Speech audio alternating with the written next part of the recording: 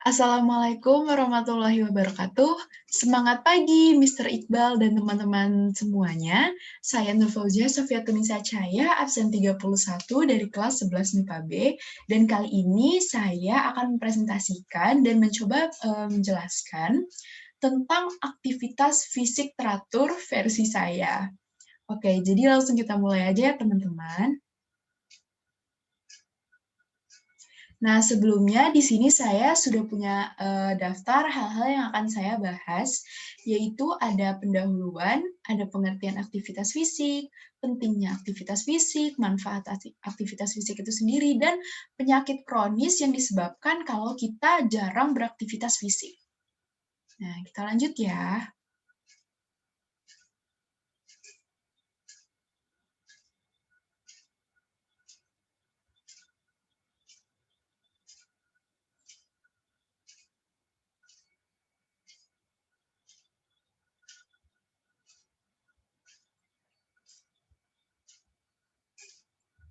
Oke, untuk hidup sehat yang kita damba, tentunya kita akan menjalankan sebuah aktivitas rutin dengan memperhatikan gaya hidup sehat.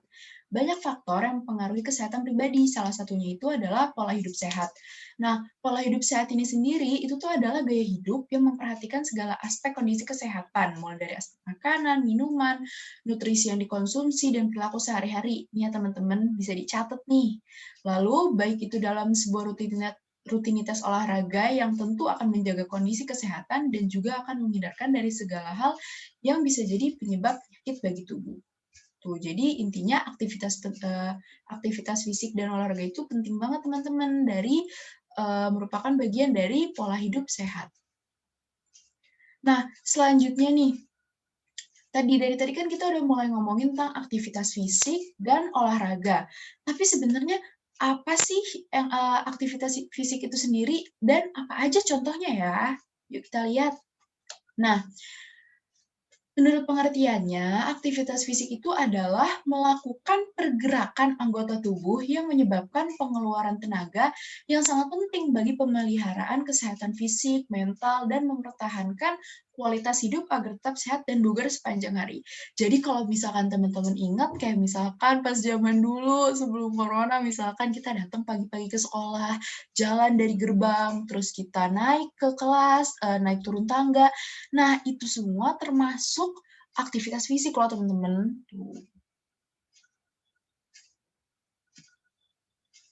Nah, seperti yang tadi sudah saya bilang nih, yang termasuk contoh aktivitas fisik sehari-hari itu contohnya tuh ada belajar, berjalan kaki, berkebun, kerja di taman, dan lain-lain.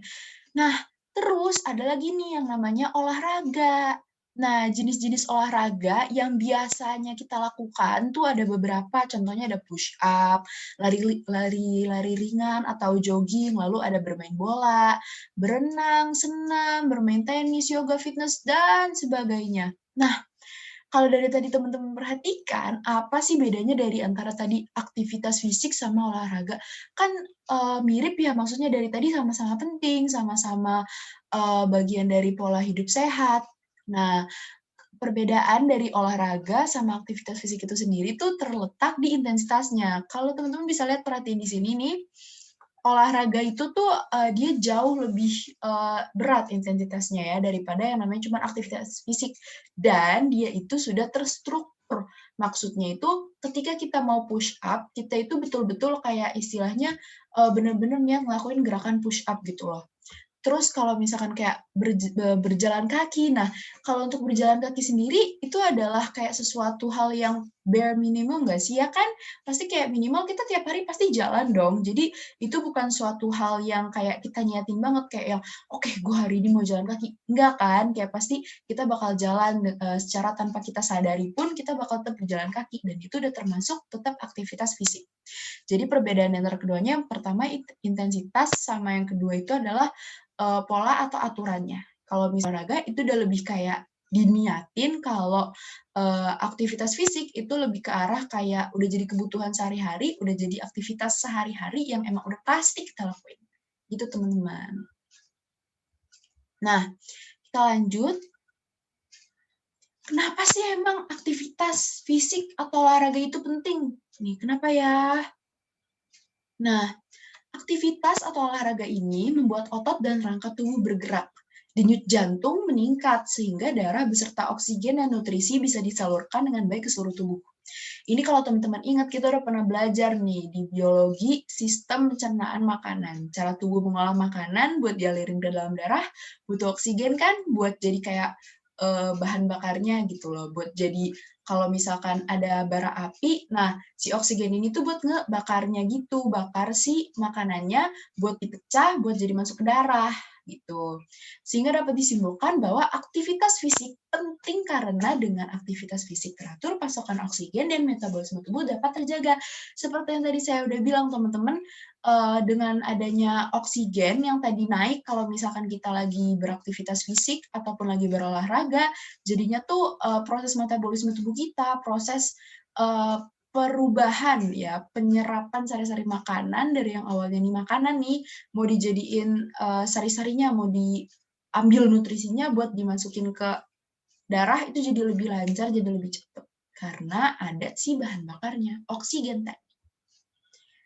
Nah, terus ada nih 3 tingkatan aktivitas fisik itu sendiri ya, seperti yang tadi udah saya bilang. Kalau tadi kan kayak perbedaan doang antara aktivitas fisik sama olahraga secara eksplisit. Nah, kalau sekarang ini tuh aktivitas fisik sendiri itu tadi bisa dibagi nih jadi 3. Kalau kayak yang tadi saya bilang, yang bare minimum banget itu bisa kita kategoriin ke aktivitas ringan, yang kita bahkan nggak sadar gitu kalau kita lakuin. Kayak kita jalan, ya udah jalan aja gitu kan. Kita mau, bahkan sekarang di rumah pun, kita misalkan keluar kamar mau ngambil minum, kita tetap jalan, kita, mau ke dapur ngambil makan, kita bakal tetap jalan. Itu yang aktivitas ringan banget. Lalu ada aktivitas, yang sedang nih, misalnya, aktivitas sedang itu tuh dia berarti ada di antara yang berat sama yang ringan-ringan aja kayak tadi ya. Contohnya di sini ada berlari kecil, bertenis meja, berenang, bermain dengan hewan peliharaan, bersepeda, bermain musik, sama jalan cepat. Ini udah mulai di-plan, udah mulai kayak, oh kalian berencana nih, saya hari ini mau lari kecil, saya hari ini mau main tenis meja. Tapi intensitasnya itu tuh nggak setinggi aktivitas berat nih. Kalau kalian mau buat perbandingan, beberapa contoh aktivitas berat di sini tuh ada berlari. Berlarinya ini tuh yang pace atau kayak pokoknya intinya tuh kayak kecepatannya itu tuh jauh di atas yang berlari kecil atau jalan cepat tadi. Terus ada bermain sepak bola, senam aerobik, bela diri, dan aktivitas fisik berat lainnya gitu teman-teman. Nah, apa aja sih manfaat dari aktivitas fisik? Dari tadi kan udah dikasih tahu, oh aktivitas fisik itu apaan aja, aktivitas fisik itu tuh gunanya buat apa, pentingnya tuh oke udah. Tapi selain itu masih ada nggak sih manfaatnya lagi gitu loh? Masih dong, tentu saja masih. Nah, ini ada beberapa manfaatnya nih, teman-teman bisa baca juga. Yang pertama ada mengontrol berat badan, ada meningkatkan semangat, memperbaiki suasana hati atau mengurangi stres, bisa meningkatkan energi, memperbaiki kualitas tidur, terus memperlancar sistem reproduksi. Dan karena aktivitas fisik itu kan ngebuat kita bergerak ya, jadi kita menghasilkan hormon-hormon tertentu yang bisa membuat kita jadi lebih senang, teman-teman. Jadi ini ada salah satu manfaatnya itu menyenangkan. Mengurangi resiko terkena penyakit kronis, memperbaiki kualitas tidur, meningkatkan kebugaran, menyehatkan jantung pembuluh darah, meningkatkan ketahanan fisik, mencegah gangguan metabolisme, dan meningkatkan imunitas atau kekebalan tubuh, menurunkan risiko penyakit kronis. Nih, teman-teman, kalau saya boleh cerita sedikit juga berdasarkan pengalaman pribadi saya ya, selama karantina ini kan pasti kita semua tuh aktivitas fisiknya tuh pasti intensitasnya menurun kan. Karena kayak kita tuh jadinya di rumah aja gitu, yang dimana di rumah notabene-nya tuh pasti paling-paling kegiatan kita sehari-hari kalau belajar kan online class gitu ya. Terus biasanya mungkin teman-teman kebanyakan kita pakai itu di kamar atau mungkin ruang tamu atau salah satu ruangan di di rumah kita gitu. Dan setelah itu kita nggak terlalu bergerak aktif gitu loh di depan di selain itu gitu. Beda dengan kalau kayak dulu kita pas masih ada offline sebelum corona. Itu perbedaannya kalau dari diri saya pribadi teman-teman itu kelihatan jauh. Sedikit perbedaan yaitu yang tadi dibilang kalau misalkan aktivitas fisik itu bisa nih memperbaiki kualitas tidur. Itu bener banget bagi saya, karena kalau selama pandemi ini, kalau misalkan saya nggak berusaha buat bikin diri saya itu aktif gitu, entah itu saya misalkan workout, atau saya jalan-jalan kayak atau ngapain, pokoknya intinya aktif gitu seharian. Kalau saya tidak aktif seharian, kalau saya tidak lelah secara fisik, kalau saya tidak mendapatkan stres yang baik melalui kegiatan aktivitas fisik saya ini, maka tuh saya tidak bisa tidur kalau malam, teman-teman.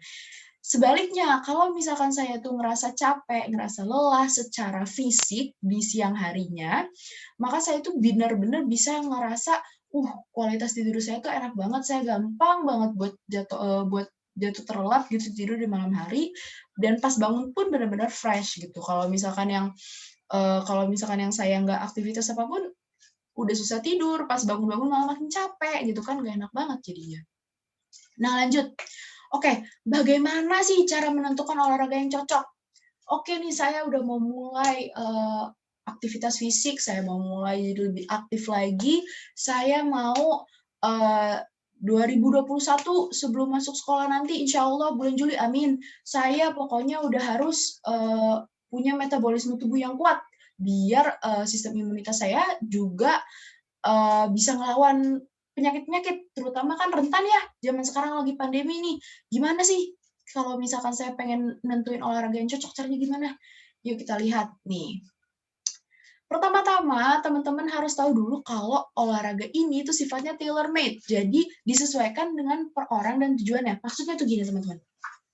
Ada orang yang misalkan tujuan dia mau olahraga itu, saya tuh sekarang mau udah nurunin berat badan dulu gitu. Atau ada juga yang mau tujuannya, enggak, saya udah nggak terlalu masalah sama berat badan, tapi saya ini mau punya endurance ya, atau tingkat stamina tubuh dan tingkat kekebalan tubuh yang prima gitu, yang jauh lebih baik daripada sekarang.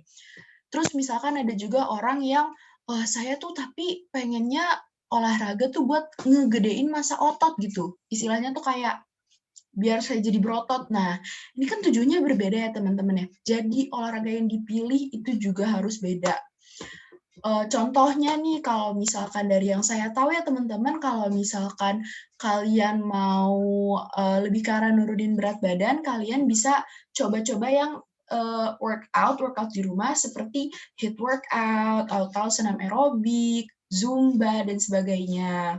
Jangan lupa juga kalau untuk penurunan berat badan harus betul-betul diatur ulang seluruh pola makannya juga. Nah, lalu kalau misalkan untuk endurance, nah nih, dari apa yang saya tahu ya, selain kita mengonsumsi vitamin untuk meningkatkan stamina tubuh, untuk meningkatkan endurance, yang paling bisa kita lakuin itu adalah jogging atau lari. Jadi lari jarak jauh. Dari jarak jauh ini tujuan utamanya teman-teman itu untuk endurance, untuk meningkatkan stamina kita gitu. Nah, kalau misalkan yang tadi tujuan yang satu lagi misalkan untuk ngegedein massa otot, itu lebih ke arah olahraga yang sifatnya kardio atau angkat beban, gitu-gitu pokoknya. Muscle building, ya, intinya gitu. Jadi, seperti yang tadi sudah saya bilang, sifatnya tailor-made harus disesuaikan dengan tujuannya. Jadi, kalau teman-teman mau coba olahraga, yang pertama kuncinya harus konsisten, yang kedua, tentuin tujuan teman-teman dan fokus sama tujuannya itu. Fokus dulu sama goal-nya. Tentuin satu dulu aja, oke? Nah, setelah itu nih, kalau misalkan udah nentuin tujuan, kita harus tahu dong nih, ini olahraga tuh cocok apa enggak sih di gue, work atau enggak sih di gue. Nah, dan yang paling penting, aman apa enggak sih di gue gitu kan. Nah, caranya itu ya teman-teman, kalau tips dari saya, pertama, mulai dari yang ringan dulu. Jadi nggak usah muluk-muluk kalian mulai langsung dari yang intensitasnya tinggi gitu. Misalkan kalian nggak pernah lari sebelumnya, terus gara-gara kalian mau ningkatin endurance, oke, gue harus langsung lari 5 kilometer sehari. Jangan, tubuh kalian perlu yang namanya adaptasi. Nah, jadi kalau misalkan saran saya, start dari bawah dulu aja. Start dari bawah, tapi yang penting konsisten. Jadi besok-besokannya intensitasnya meningkat, pelan-pelan, ningkat gitu. Nah, kalau misalkan untuk keamanannya nih, masalah keamanan yang berhubungan sama kesehatannya, kalian bisa punya 3 cara. Bukan 3 cara, maaf, 3 step. Step yang pertama, cek dulu nih denyut nadi kita setiap pagi, terutama ketika bangun tidur. Kedua, apa yang kita rasain sih ketika bangun pagi? Misalkan ada orang yang suka kayak bangun pagi tuh langsung pusing, puyeng, kunang-kunang gitu kan. Itu bisa jadi ada indikasi dia kekurangan darah gitu misalkan, atau dia punya penyakit vertigo, bisa jadi loh teman-teman. Terus kayak gini nih, jika badan sakit dan malah jadi malas beraktivitas, berarti ada yang salah. Ini yang salahnya itu tuh, salah satu yang saya tahu ya teman-teman, itu adalah metabolisme tubuhnya yang emang merupakan slow metabolism gitu. Jadi emang harus dibiasain pelan-pelan buat aktif. Dengan gimana caranya? Ya tadi lagi dengan olahraga dengan intensitas yang naik secara berkala. Lalu yang ketiga, itu lakukan pemeriksaan tekanan darah dan suhu tubuh dengan rutin. Kalau teman-teman mau tahu ya, ada alasan kenapa orang suka pakai jam, maaf yang kayak gini gitu teman-teman, ataupun ada yang suka kayak naruh HP di sininya kalau misalkan lagi lari. Nah, kalau teman-teman pernah perhatiin, itu bukannya nggak ada tujuannya. Ada tujuannya. Zaman sekarang kan udah canggih, orang-orang tuh make kalau lagi berolahraga, lagi beraktivitas, pakai jam ataupun HP sebagai controller mereka, biar mereka ada health report-nya gitu. Hari ini langkahnya udah berapa aja, lalu tekanan darah saya hari ini berapa, denyut nadi saya berapa, normal apa enggak, suhu tubuh saya, apalagi sekarang paling krusial ya teman-teman, pandemi loh. Ya kan, kita harus tahu suhu tubuh kita tuh kira-kira normal nggak sih gitu kan. Nah, lalu bandingkan hasilnya sebelum dan sesudah berolahraga. Jika hasilnya berbeda, berarti ada yang salah dalam berolahraga. Gitu, teman-teman. Tapi kecuali untuk tekanan darah ya, blood pressure sama heartbeat, itu kalau kalian habis yang olahraga intensitas tingkat tinggi, tunggu dulu beberapa menit, karena setelah berolahraga, pasti jantung kita kan akan berdetak lebih cepat ya kan. Sebelum kalian mau tensi, tunggu dulu sebentar. Nah, lalu selanjutnya, ada nggak sih penyakit kronis yang bisa muncul disebabkan kurang aktivitas fisik? Ada nggak ya kira-kira? Ada banget pasti. Nih. Nah, ini adalah daftarnya dari beberapa, sebenarnya ada banyak, tapi yang saya taruh, yang saya masukin di presentasi saya kali ini hanyalah segini dulu. Yang paling common ya, yang paling sering kita jumpai, yang paling beresiko lah intinya. Penyakit kronis yang bisa muncul disebabkan kurang aktivitas atau olahraga. Di antaranya ini ada beberapa. Yang pertama ada tekanan darah tinggi, sindrom metabolik, ada masalah tulang dan otot, resiko terkena kanker ganas, sakit jantung, obesitas, diabetes tipe 2, dan bahkan depresi, teman-teman. Nah, sekian terima kasih dari saya. Pesan saya sama teman-teman cuma satu, semoga kita semua selalu dalam lindungan Allah Subhanahu wa Ta'ala, Tuhan Yang Maha Esa, dan kita juga selalu diberikan kesehatan. Dan semoga juga teman-teman selama di rumah aja tetap bisa beraktivitas dengan baik ya, jangan jadi mager ataupun punya life cycle yang benar-benar toxic, yang misalkan kayak teman-teman literally 1 harian diem di kasur, ngerjain tugas doang, di depan laptop doang, online class, habis itu tidur, bangun lagi, makan doang, dan nggak gerak sama sekali. Tolong jangan teman-teman, itu amat sangat toksik lah pokoknya intinya ya. Itu dalam jangka panjangnya nanti bisa bikin teman-teman akan ada beberapa akibatnya lah. Saya bukan mau nakut-nakutin, tapi saya hanya ingin memperingatkan. Kenapa? Karena lebih baik mencegah daripada memperbaiki. Oke deh, segitu saja dulu dari saya. Dan kalau misalkan teman-teman punya pertanyaan, ataupun juga Mr. Iqbal mungkin ada pertanyaan, komentar, kritik, ataupun saran kepada saya atas presentasi saya hari ini, bisa banget langsung menghubungi saya saja dari kontak saya, lalu langsung mengajukan pertanyaan atau kritik dan sarannya. Sekian dari saya, mohon maaf apabila terdapat banyak kekurangan. Wabillahi taufiq wal hidayah. Wassalamualaikum warahmatullahi wabarakatuh. Stay safe semuanya. Dadah.